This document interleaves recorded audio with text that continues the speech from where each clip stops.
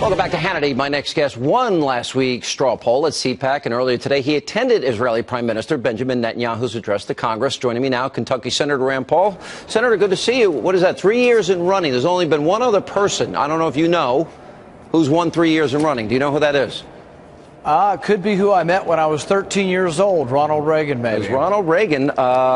Congratulations, first of all. Thanks. Secondly, you were in the chamber today for Bibi's speech. Wanted to get your initial reactions.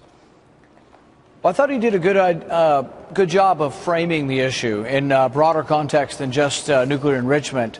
He talked about state sponsorship of terrorism throughout the Middle East. He talked about their conventional weaponry, intercontinental ballistic missiles, as well as the nuclear threat. And I guess he made a good point that any kind of agreement that doesn't have them saying, oh, we're giving up on terrorism, we're giving up on global or regional dominance, really, is that a good bargain or is it a good deal? I thought the other point that he made that was good was it's not just any old deal or no deal, that maybe we could actually have a better deal, and that he wasn't against negotiation. And I liked that he concluded by saying that his goal is peace. And I think sometimes in all of the tough talk, we forget that Israel wants peace, the United States wants peace, and that negotiations can come to an outcome, but they shouldn't come to a bad deal. But the reality is this is a bad deal if in the out years, the sunset years of this deal, that the Iranians get to enrich uranium, their centrifuges are up and ready, and the time that it would take them to build a bomb will be short. That would be with world approval. By every... Well, this is a bad deal for a rogue regime and a state sponsor of terror, correct? Well, I signed on to a bill today that Senator Corker's putting forward, and this bill we think will give, if there is a backbone in the administration, it should give them backbone, and it should give them the strength to negotiate from a position of strength. This bill would say, and very explicitly say, that any deal has to be voted on by Congress.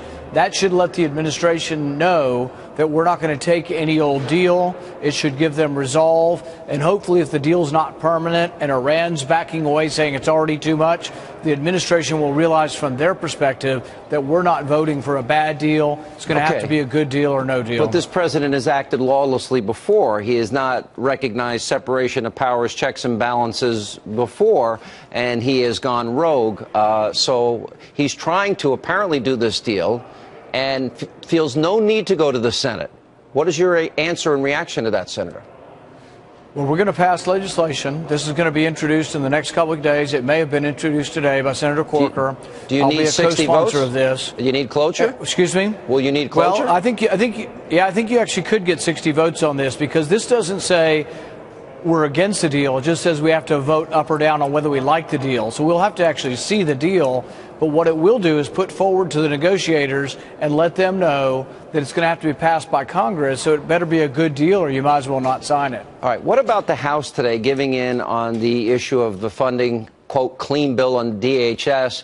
Because I was against the Cromnibus. I kind of suspected that the fix might be in. And unfortunately, it turned out that I was right.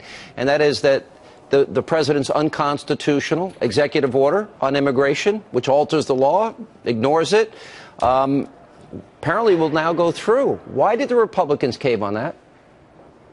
Well, I'm like you. I did actually vote against the Cromnibus. I vote against all these collections where they throw all the spending in one bill, because I think that's how we got to an $18 trillion debt. I also think it's very important that the executive branch not be allowed to legislate.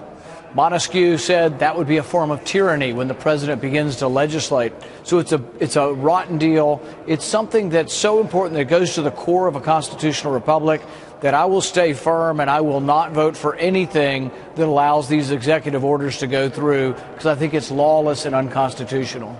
All right, Senator, congratulations on your win at CPAC. By the way, I will say this. Thanks. I think you had the most entertaining crowd at your party at the bar that night where I got to interview you, and it was, and then you took the mic and started interviewing me, which made it even more fun. So that was a fun night. Wait till you see that one. We're going to have that one broadcast pretty soon, Sean. I'm not so sure that's going to make the light of day, but if it does, I'm fine with everything I said. So, all right, thank you, Senator.